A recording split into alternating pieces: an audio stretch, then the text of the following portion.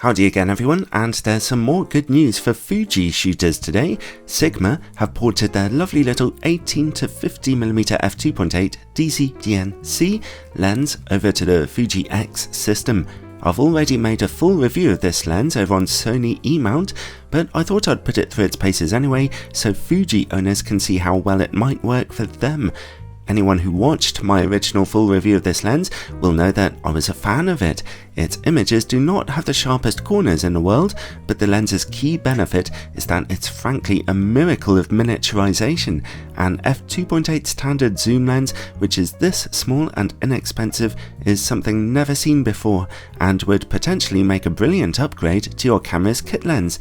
So, Fuji owners who are on a bit of a budget, or who just want a bright aperture zoom lens that also happens to be small, are really in luck today. The lens's price should be the same as on Sony E-mount, so that's £430 here in the UK, or $550 US. I'd like to thank Sigma UK for loaning me an early copy of this lens for testing, although as usual, this is a totally independent review. Today I'll just be taking a quick look at how the lens works on a Fuji X camera to check for you that there are no problems. The good news is that the lens's nice, solid build quality and very smoothly turning zoom ring are all the same as the Sony E-mount version of the lens.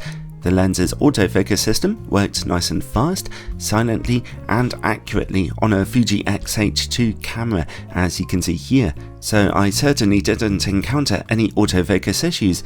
The lens still has some basic weather sealing around the rear mount, and still has a 55mm front filter thread, and still shows very little focus breathing. It still does not have image stabilization, but Fuji cameras increasingly have it built in nowadays, something to bear in mind.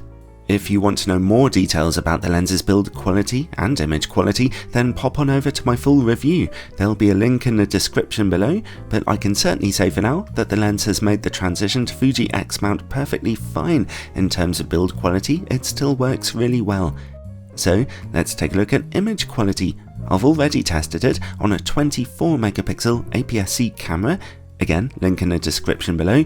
So today I'll be bumping up the resolution and the challenge by testing it on Fuji's awesome X-H2 camera with its demanding 40MP sensor.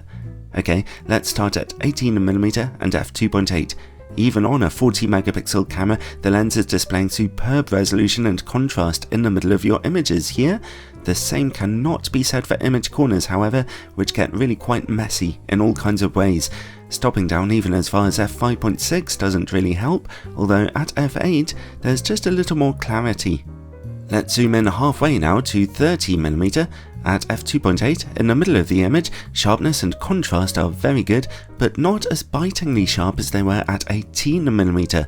But the good news is that the image corners look miles better now, just showing a bit of reduced contrast. Stop down to f4 and the corners look great. And back in the middle, image quality has become razor sharp again. The lens stays this sharp until about f8, where the eagle-eyed will notice that the Fuji camera is beginning to over-sharpen things to compensate for diffraction. It does that automatically. f11 and f16 look worse, but there's simply no avoiding the effect of diffraction, so this is a much better performance in the middle of the zoom range. Finally, let's zoom all the way into 50mm. At f2.8, the middle of the image is still quite sharp, but contrast is a bit lower, and we're seeing a little colour fringing here on contrasting edges. The image corners are looking fairly ghostly here, but still reasonably sharp in terms of outright resolution. At f4, the corners look miles better, nice and sharp now, and the middle of the image looks fantastic also. Once again, the lens stays this sharp down to f8, but f11 and especially f16 look softer due to diffraction. So, some interesting results here.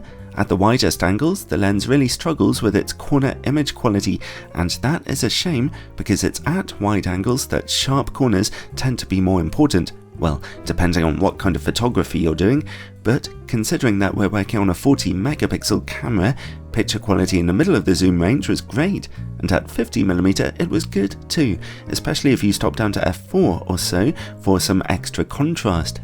Considering the lens's comparatively low price and astonishingly small size, this is about the image quality we should be expecting. and anyone using one of Fuji's lower resolution 24 or 26 megapixel cameras will be fairly satisfied too. So there you go.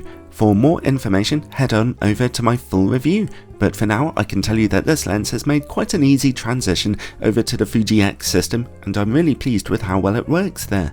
It's certainly a uniquely small little piece of kit which, as I mentioned before, would make a lovely upgrade to any camera system's kit lens for those on a bit of a lower budget.